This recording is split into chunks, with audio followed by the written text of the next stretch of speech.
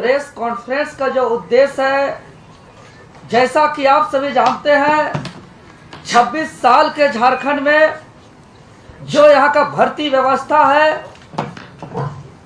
पूरी तरीके से भ्रष्टाचार से लिप्त है, अपारदर्शिता है, अनियमितताएं हैं और इसको लेकर के हम लोग लगातार कई वर्षों से संघर्ष करते आ रहे हैं। और अभी वर्तमान समय में जो झारखंड का छात्र आंदोलन चल रहा है, जो पूरा देश का केंद्र बिंदु बना, जिसका संघर्ष का शुरुआत 14वीं पीटी परीक्षा फल के बाद 2 जुलाई से किया, जिसका आंदोलन का शुरुआत 5 जुलाई से हम लोग करते हुए 25 जुलाई से सत्याग्रह का शुरुआत किए और फिर 2 अगस्त से भूख हड़ताल और पूरे झारखंड के छात्र, अभिभावक, सम्मानित शिक्षक और पूरे देशवासियों का साथ सहयोग रहा और छात्र आंदोलन के दबाव से झारखंड की सरकार 17 अगस्त को ऐतिहासिक फैसला लेते हुए 45 विवादित परीक्षाओं पर कार्रवाई किया, एक्शन लिया। 22 परीक्षाएं रद्द हुई, 17 परीक्षाओं पर जांच बैठी, 6 परीक्षा स्थगित हुआ। लेकिन इसका अधिसूचना कार्मिक विभाग से 18 अगस्त को होने के बाद मात्र 2 दिन के बाद हम लोग जिस आंदोलन को लड़ाई को लड़ने में अपना जान को भी नहीं देखे, अपना प्राण तक का कुर्बान करने के लिए तैयार होकर के जिस लड़ाई को लड़े और सबका एकजुटता के परिणाम स्वरूप इतना बड़ा ऐतिहासिक जीत हुई। लेकिन माननीय न्यायालय में मामला जाने के बाद 11वीं से 13वीं जेपीएससी, एफएसओ, सीडीपीओ और जेएसएससी सीजीएल स्टे हो गया और सरकार सीआईडी के जिस जांच के रिपोर्ट का दावा करते हुए रद्द किया था, जिसमें कई मंत्रियों का बयान आया है और कि बहुत सारी गड़बड़ी पाई गई है। लेकिन जब माननीय हाईकोर्ट के समक्ष माननीय न्यायालय जब सरकार को पक्ष रखने का मौका दिया, तब सरकार मजबूती से अपना सीआईडी जांच का रिपोर्ट क्यों नहीं रखा। इससे पूरे झारखंड के छात्र और आम जनमानस इससे आहत है और खुद हम लोग सभी भी आहत हैं कि जिस उद्देश्य से हम लोग लड़े थे, खुशियां जाहिर किए थे कि भाई अब झारखंड राज्य के अंदर भर्ती व्यवस्था में सुधार होगी, झारखंड राज्य में अब पेपर लीक नहीं होगी, अब धांधली नहीं होगा, अब पैरवी से नौकरी नहीं होगा। लेकिन पहला दिन जब मजबूती से बात रखना था, तब सरकार के महाधिवक्ता क्यों नहीं पहुंचे, सरकार के वकील क्यों मजबूती से बात नहीं रखा। आज सबसे बड़ा संदेह इस बात को लेकर के हम लोग हैं और अब हम लोग लड़ाई को किसी भी तरीके से कॉम्प्रोमाइज करने वाले नहीं है, क्योंकि आज सीजीएल में जिस तरीके से यहाँ एक सेंटीमेंट जुड़ गया है और एक तरीके से चयनित छात्र भी आज परेशान है और मेरा लड़ाई कभी भी योग्य और जो निर्दोष छात्र है उसका नौकरी छीनना नहीं है। सरकार इसका जिम्मेवारी ले और सरकार उन छात्रों को न्याय करे जो छात्र योग्य और निर्दोष हैं और उसके बीच एक बड़ा लकीर तैयार करे कि भाई जो दागदार है और जो निर्दोष है और जो निर्दोष और योग्य है, इसका न्याय करना सरकार का काम है। हम लोग का संघर्ष, हम लोग का आंदोलन, हम लोग का लड़ाई हमेशा अपारदर्शी, धांधली, भ्रष्टाचार के खिलाफ है और भ्रष्टाचार पर कार्रवाई हुई है। और जो सीजीएल का इससे पहले बार जो 28 जनवरी को हम लोग रद्द कराए थे, दोबारा जब परीक्षा हुआ 26 सितंबर 2024 को ही रद्द हो जाता अगर उस दिन हम लोग लड़ाई में थोड़ा सा हम लोग चूक नहीं करते तो। कुछ लोग कहा गया इस बात को लेकर के कि कुछ छात्र नेता वार्ता में नहीं जाएंगे और हम लोग ने सोचा कि हम लोग नहीं जाएंगे तो वार्ता कर लेंगे वो लोग, और वार्ता करने में चूक हो गई। अगर उसी दिन हम लोग मजबूती से लड़ते तो 28 जनवरी 2024 की तरह 26 सितंबर 2024 को ही जेएसएससी कार्यालय के समक्ष सीजीएल रद्द होता और तब ज्वाइनिंग किया हुआ जो छात्र सड़क पे है उसको सड़क पे उतरना नहीं पड़ता। जो जेपीएससी, जेएसएससी भ्रष्टाचार मुक्त भर्ती अभियान हम लोग जो चला रहे हैं, जिसका शुरुआत 2 जुलाई से किए, आंदोलन का शुरुआत 5 जुलाई से किए, सत्याग्रह का शुरुआत 25 जुलाई से किए, भूख हड़ताल की शुरुआत 2 अगस्त से किए। अब इसका अगला चरण हम लोग आज इस प्रेस मीडिया के माध्यम से घोषणा करने जा रहे हैं। एक महत्वपूर्ण चरण कि दिसुम गुरु शिबू सोरेन जी के पैतृक गांव नेमरा से आगामी 24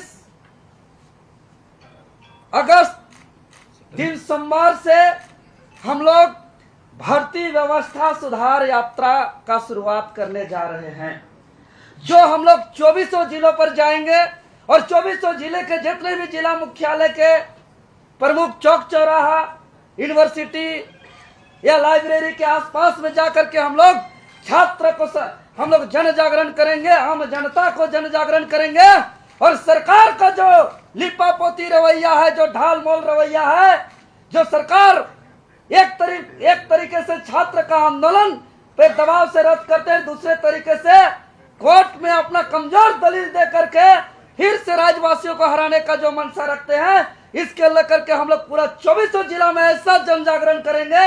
और आगामी जो 15 सितंबर को जो अगला तारीख है, उस दिन अगर किसी भी प्रकार का मजबूती से रखने में अगर कोताही बरती तो आगे हम लोग मुख्यमंत्री आवास घेराव करके मुख्यमंत्री का आवास को जाम कर देंगे, अनिश्चितकालीन झारखंड में चक्का जाम करेंगे।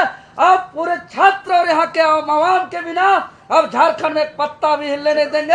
यहाँ के कोयला हो, यहाँ के अबरख हो, यहाँ के खनिज संपदा हो, एक भी उठने नहीं देंगे। आर्थिक नाकेबंदी की ओर हम लोग बढ़ेंगे।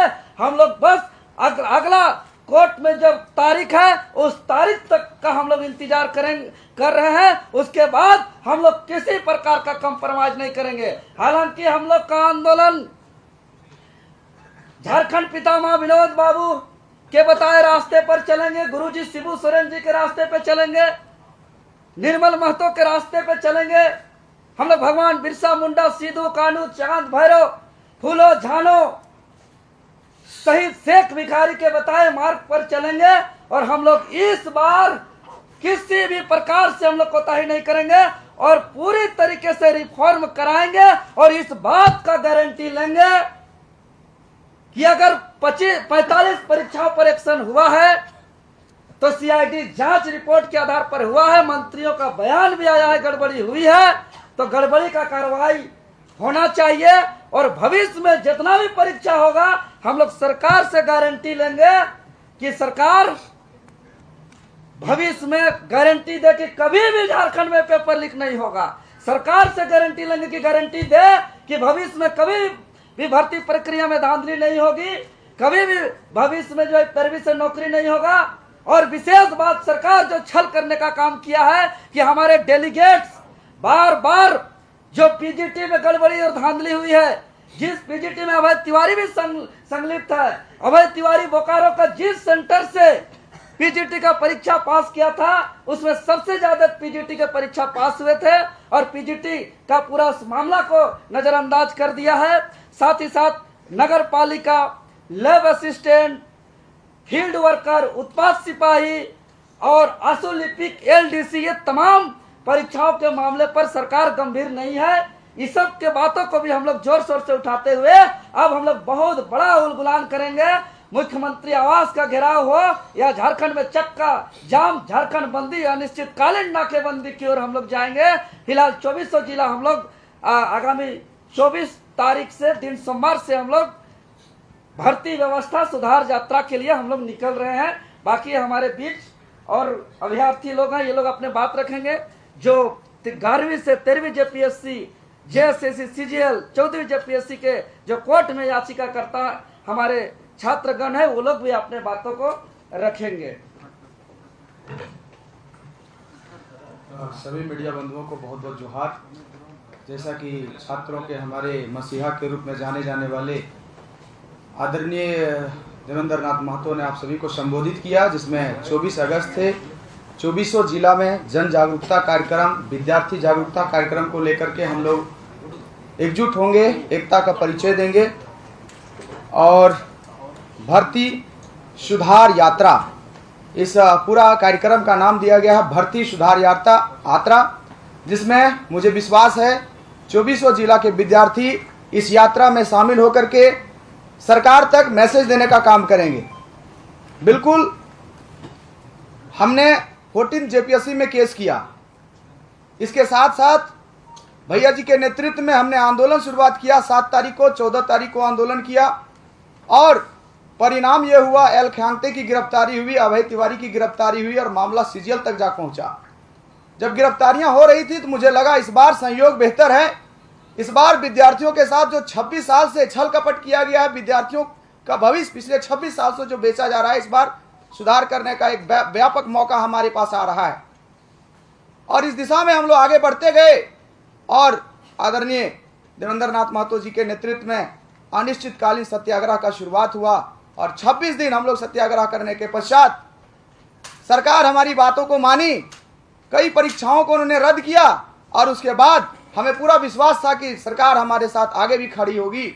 और जिस प्रकार से डेलीगेशन में माननीय मंत्रियों ने हमारे साथ बातचीत में कहा था कि एक बार हम पर भरोसा कीजिए, सरकार पर एक बार भरोसा कीजिए, सीआईडी पर एक बार भरोसा कीजिए, जांच एजेंसी पर एक बार भरोसा कीजिए और सरकार आपको विश्वास दिलाती है कि आपके भरोसे पर सरकार खरे उतरेगी। इसी भरोसा के साथ हम लोग आंदोलन को स्थगित किए थे। हमें पता था कि मामला कोर्ट पहुंचने वाला है और आंदोलन स्थगित होने के उपरांत ही एक दिन के पश्चात ही 11 to 13 जेपीएससी को लेकर मामला कोर्ट पहुंच गया। कोर्ट में सुनवाई के क्रम में वहीं उपस्थित था। वहां पर जिस प्रकार से सरकार का तरफ से रवैया देखा गया, जो सरकार के मेन अधिवक्ता होते हैं एजी साहब ही वहां पर अब्सेंट थे, उपस्थित नहीं हुए और सिर्फ इतना कहा गया वहां पर उपस्थित होकर के, जो सरकार के तरफ से वकील वहां पर उपस्थित थे, उन्होंने सिर्फ इतना कहा कि हमको काउंटर देने का मौका दिया जाए। मैं आप सभी मीडिया बंधुओं को बताना चाहूंगा 11 to 13 जेपीएससी में कई व्यापक गड़बड़ियां थी जिसको जेपीएससी ने खुद स्वीकार करते हुए माननीय कोर्ट में एविडेंस प्रस्तुत किया है, जिसमें से जेपीएससी नियमावली 2002 का भारी उल्लंघन है। आप सभी को बताना चाहता हूं, जेपीएससी एक संवैधानिक संस्था है और उसके नाते जेपीएससी वही करेगा जो उसका नियमावली के दायरे में है। कॉपी मेंस जो उत्तर कॉपी जो होता है उसको अयोग्य शिक्षकों से कॉपी जांच करा दी गई है जो योग्य थे ही नहीं। इसके अलावा हाल में स्टेटमेंट आया माननीय जेपीएससी का मेंबर अनिमा हासदा का, जिसमें वो कबूल करती है कि हम लोग डिजिटल जो जांच हो रहा था उसका विरोध कर रहे थे, लेकिन फिर भी एजेंसी ने उसको ताक पर रख करके मंजूरी दे दिया। इसके साथ साथ एक ऐसा अभ्यर्थी रवि कुमार जिस पर चार्जशीट है, जिस पर आरोप है 25,000 का इनाम, अपराधी है वो, आखिर उसका कैरेक्टर सर्टिफिकेट कैसे बन गया और पूर्वी दिल्ली का होते हुए झारखंड एडमिनिस्ट्रेटिव सर्विस में उसका चयन कैसे हो गया, जैसे कई आधार थे। इसके साथ साथ माननीय हाईकोर्ट के आदेश के बावजूद भी हम लोगों को मेंस कॉपी नहीं दिखाई गई। ये तमाम पहलुओं को वहां माननीय कोर्ट के समक्ष रखा जा सकता था। ये काफी आधार था रद्द को बरकरार रखने के लिए, लेकिन वहां पर जो सरकार की तरफ से अधिवक्ता थे इन बिंदुओं पर कोई चर्चा नहीं किया, कोई तवज्जो नहीं दिया, जिसके परिणाम स्वरूप 11 to 13 जेपीएससी को जो रद्द का नोटिफिकेशन जारी किया गया उस पर सरकार ने उसमें माननीय कोर्ट ने स्टे कर दिया। ये बहुत बड़ा दुर्भाग्य है, ये छात्रों के साथ धोखा है। आपने जो भरोसा करने को कहा था उसको कहीं ना कहीं तोड़ा है। इसके साथ साथ आज जेएसएससी सीजीएल की जो बहस थी उसमें भी मैं हाजिर था, क्योंकि मैं एफआईआर किया था जेएसएससी सीजीएल में। यहां पर भी सरकार पुनः वही बात कहती है, सरकार की तरफ से वकील वही बात कहते हैं कि हमको काउंटर देने का मौका दिया जाए। पुनः माननीय न्यायाधीश के द्वारा यह कहा गया कि बिना शो काउज दिए हुए आपने कैसे किसी को हटा दिया। इसमें भी कई आधार थे। माननीय मंत्रियों ने स्पष्ट रूप से रद्द होने के पश्चात ये बयान दिए थे कि सीआईडी के इन्वेस्टिगेशन में यह उजागर हुआ है कि जेएसएससी सीजीएल हो, जेपीएससी हो, इसमें व्यापक मात्रा में माल प्रैक्टिस हुआ है, व्यापक मात्रा में सेटिंग एटिंग हुआ है, सीट बेचा गया है। यही आधार तो कोर्ट के सामने रखना था। तो शायद ये आधार रखा गया होता तो आज जो रद्द पर स्टे लगा है वो स्टे नहीं होता। तो आप सभी को मैं बताना चाहता हूं, मैं तमाम छात्रों से आह्वान करना चाहता हूं कि आदरणीय देवेंद्र नाथ महतो, जिसको आप सभी मसीहा कहते हैं, उनके मार्गों पर चलिए और 2400 जिला में जो ये हमारा कार्यक्रम रखा गया है भर्ती व्यवस्था सुधार यात्रा, इसमें आप लोग अधिक से अधिक संख्या में आइए और इस कार्यक्रम को सफल बना करके जो छात्र एकता का जो हमने मैसेज दिया उसको बरकरार रखते हुए हम लोग सरकार को बाध्य करेंगे कि हमारी मांग यदि आप पूरा नहीं करते हैं, हमारे विश्वास पर खरे नहीं उतरते हैं, तो आगामी जो कार्यक्रम होगा वो मुख्यमंत्री आवास का घेराव कार्यक्रम होगा और झारखंड में चक्का जाम किया जाएगा। धन्यवाद। सवाल ये है कि अलग अलग चरणों में आंदोलन होगा या एक साथ आप लोग करेंगे? देवेंद्र जी सवाल होगा। बाहर में स्टूडेंट ये कह रहे हैं कि कई तरह के नेतृत्व